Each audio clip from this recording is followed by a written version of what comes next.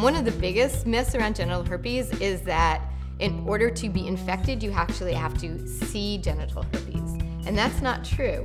Herpes is a virus, and it actually can live in the nerve endings in your body. So what can happen is you can be infected, you can never have an outbreak, and you can actually pass that infection on to somebody.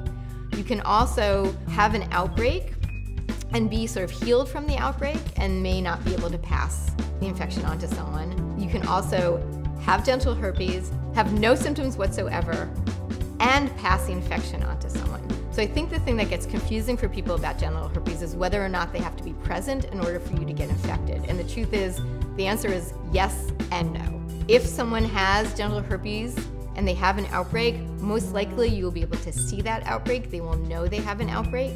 It's uncomfortable. Usually looks like little blisters. You can have one blister somewhere, or you can have a series of little blisters. So if that is present on someone's genitals, or if someone has oral herpes, they have a blister or herpes on their lip, those are the times that you want to avoid having contact with that person's lip or genitals on your genitals or on your lips or on your anus. The other time, interestingly, where herpes is really contagious is when it's what's called shedding. And shedding is when the virus is active in someone's system.